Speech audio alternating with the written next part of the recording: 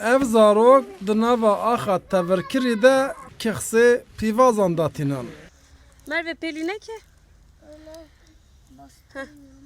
Bi pêçiyên xwe yên biçûk dixwazin xeyalên mezin biafirînin.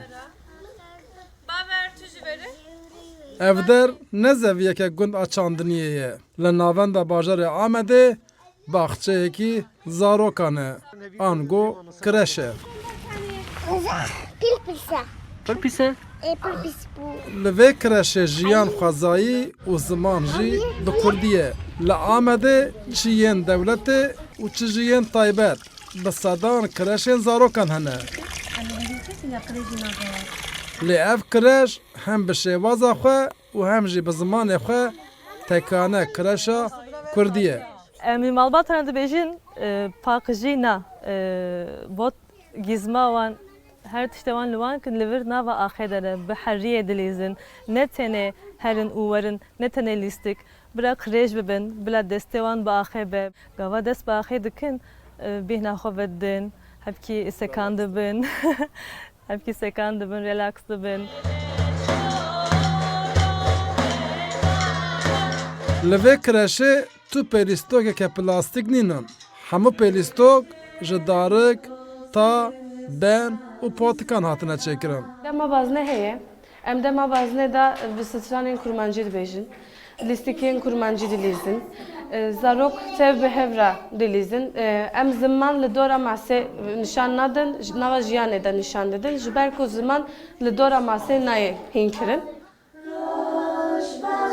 Malbatên ku kuleke wan a ziman hene û dixwazin zarokên wan li derveyî teknolojiyê mezin bibin, zarokên xwe dişînin vê kireşê. Em pêşî û ev mühim ji bo me ziman. Belek o zimanê diya wan berê wan din. Belek o zimanê xwîn bibin, em ji bo wî hewayê tînin li vir. û tiştê dî li ber ziman Baba ilo defter. hînê zimanê bibin, hînê kultura bibin. Davî zikê xwe. Li kireşê yek ji tişta ku herî zêde zarok jê hez dikin jî waneya çîrokê ye. Xırdık çine hunzanî?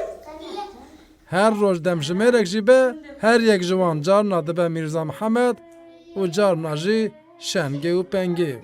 Çîroka min li bir xediya. Rehmetê bavî gohdaran. Li vê kireşê li gel hînkirina zimanê Kurdî di heman demê de ji bo vejandin û zindîkirina çanda Kurdî jî çîrokbêjî tê gotin. Ew çîrokên ku nava rojê di vê kireşê de tê gotin, bi şev jî li dora tifikê li dora agir îcar bi malbata de tê gotin. Bi vî awayê çanda ku li paşeroja me vebû ji bo pêşerojê tê zindîkirin. Hebû, tu nebû.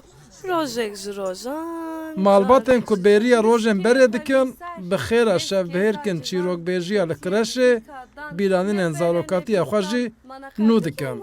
Ev ji bo mezinan kêliyeke nostaljîk jî be, ji bo biçûkan danîna hîmekî bingehîn a çanda Kurdî ye. Xediya rehmetê bavî gohdaran. Maşallah dekak, Rûdaw, Amed. Ka em herin ber ava xwe çekin. Mişko dibe dibe. Bi hevra.